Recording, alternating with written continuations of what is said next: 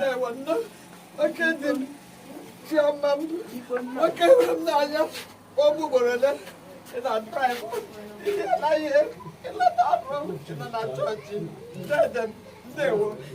I want to move like this. If I put in a lot of.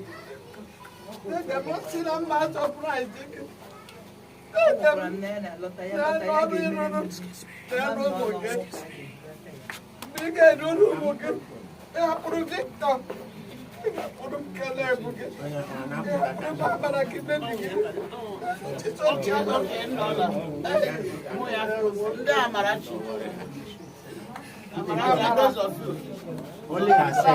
They are Marachi. Hey, brother, God, you have to see. Yes, okay.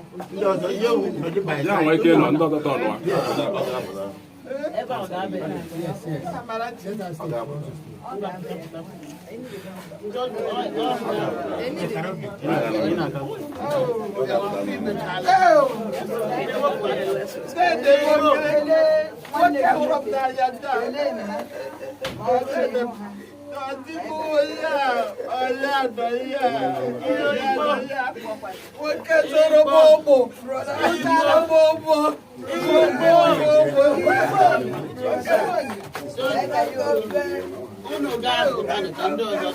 They shouldn't be crowded here.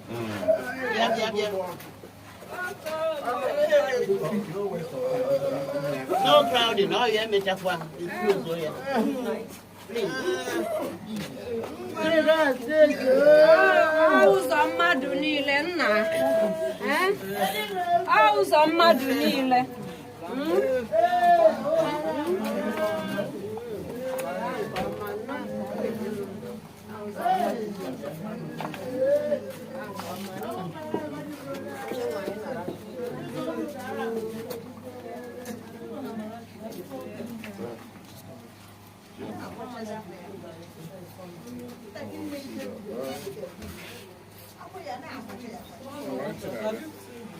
Yes. I've seen it. She's walking down. Apart from limited because it's a big game with the cops out there. You understand? Where's it? There is.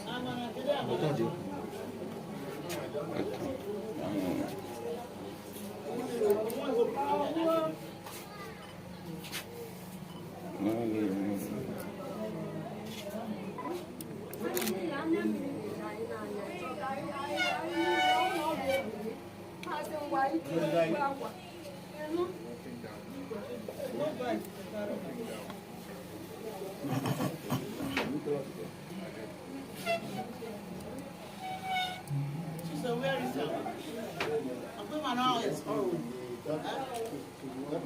Where you want to go? Oh, my God. I bet you why you got that's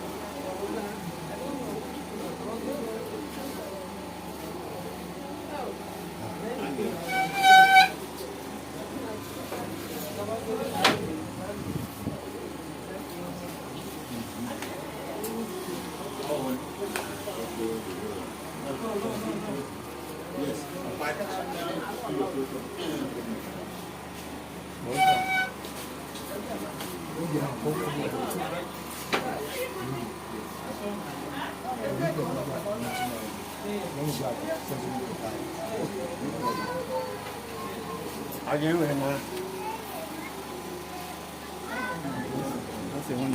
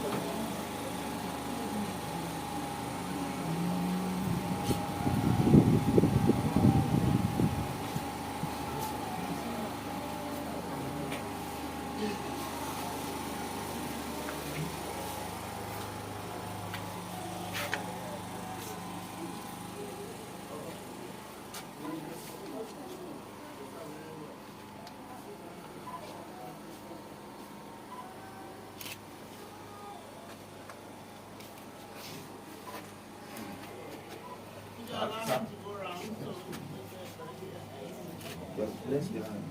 Come on. Go this way. Go this way. Go this way.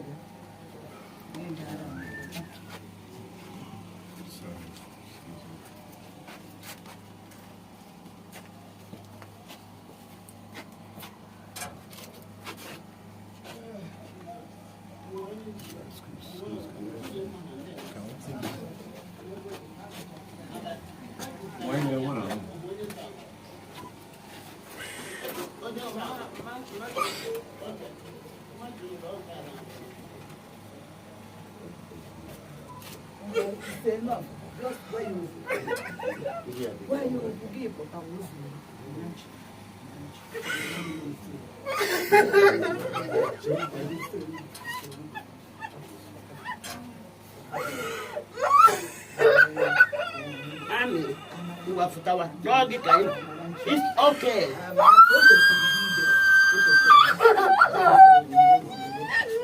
Yeah, that's why we were waiting for you. Daddy! It's okay. Let's go. That table is this table is not stable. This table is not stable. This table is not stable. It's a quarter ground now. Amarachi.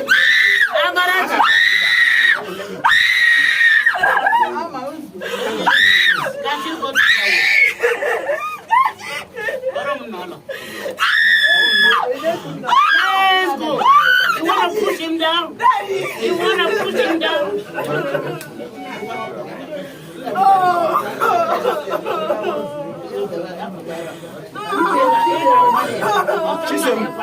People carry the party back. Let's go. That's why we were waiting for you. Let's go. Walk.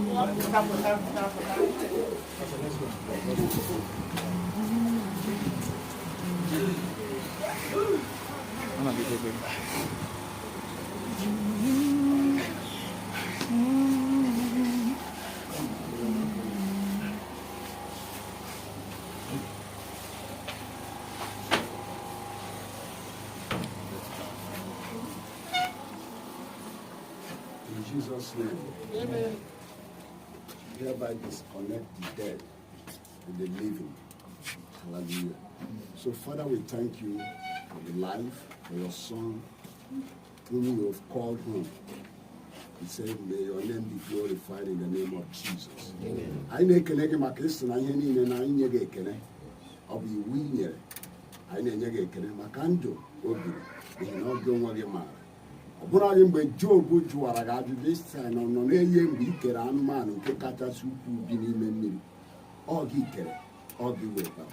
Nara ekele n'afa Jizọs. Anyị na-ekele gị maka ezinụlọ wee na-ekpe ekpere na-asị na enweghị onye ga-eji ivu nnawo n'ụzọ ọbụla gị ịbịa yewe egwu ma na nrọgọ ikwu ihe nke onwe gị bụ Chineke ekwughị na ndụwo anyị na-asị na ebe ọbụla ọ nọ ugbu a na ọ ga-adị ya na ndụ n'afa Jizọs. Anyị na-eche n'ifu gị n'ihi na onye nwụrụ n'ime gị n'ime Jizọs esi na ọ na-arahụ ụra. Anyị na-ekwu okwu ekwu gị na ọ nọ n'ụra na mgbe ahụ ka ike ga-ada anyị onwe ga-esokwa na ndị ga-azọ nara ekele Jehova. Anyị na-asị na ugbu a ụbọchị izu ga-eruwe isi na onyinye ya ma gba nke mbụ ma gba nke abụọ ebe ọ bụla anyị na-eme na agaghị enwe nsogbu n'afa Jizọs. Ma ndị nọtara anọta ndị zọ ebe anya ma ndị bịara n'ugbu a maka onyinye a chewe ha Holy Spirit ka anyị duru anyị gaa na mmemme a. Ọ ga-abụ na mgbe a ga-emegba ya ka enye gị otuto n'ihi na ndụ ndị nke ọ hapụrụ na n'afa Jizọs Kraịst bụ onye nwe anyị na awụsa ọbara Jizọs Kraịst in Jesus name. Amen.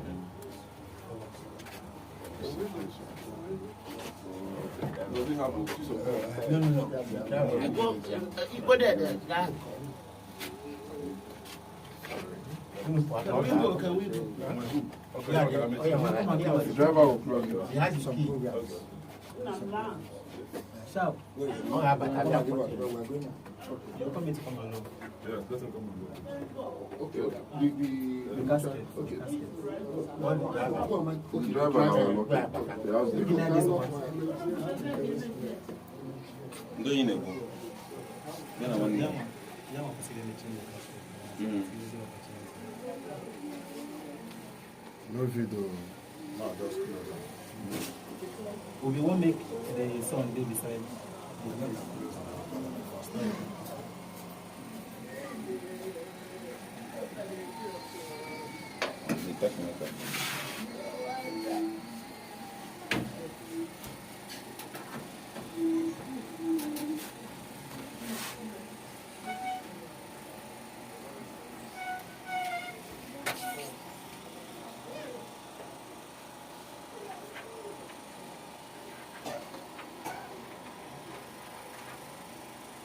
No video, still a video.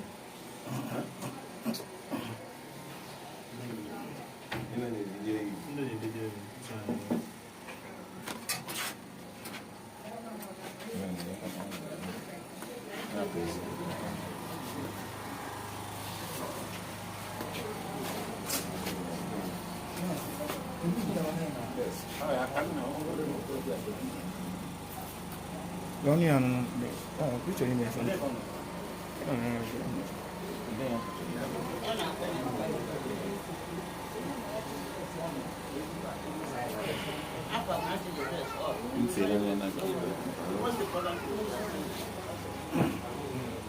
Kwesịrị mgbe ahụ gwana ya na isere ya isere ya ebe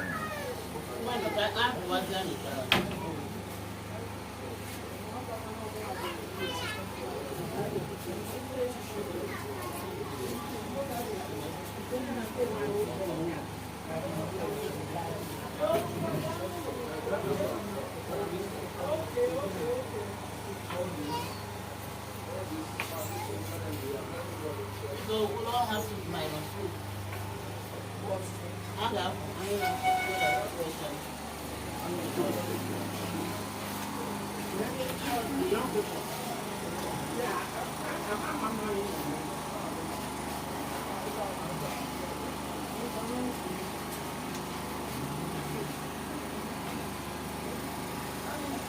Can we go out, guys? Minus 2 all of it.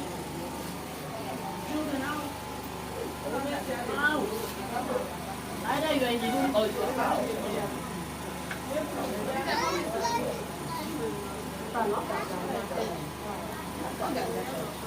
I think let me right now for this maybe whatever we can do that. Whatever this thing. After the photo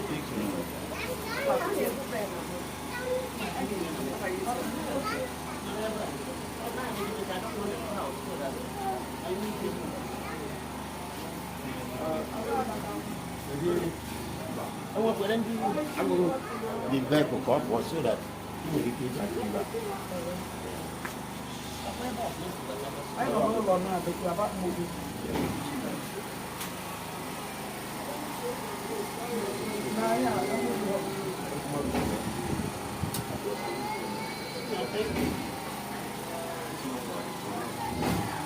So it seems that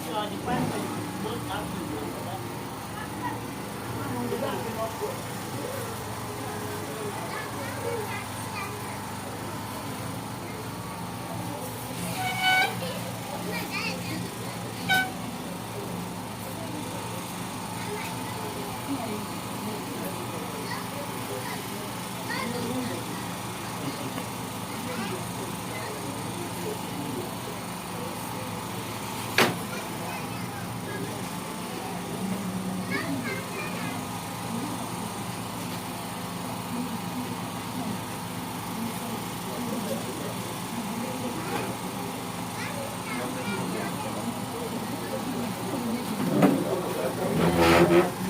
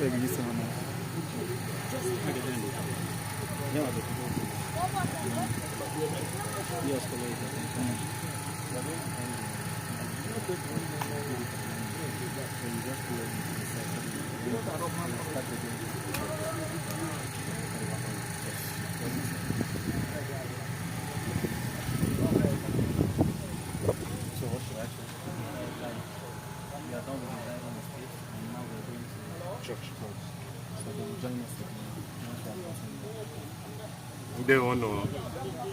So as you can see, we just concluded the line and state portion of the ceremony. We're about to head to the church where we're going to continue, and from there we will walk our way all through till our lovely dad gets laid to his final resting place. So the live stream is going to go off, but please tune in about 30 minutes. I believe in about 30 minutes time we should be back up and running using the same link. All right, so thank you very much again. See you back shortly. Thank you.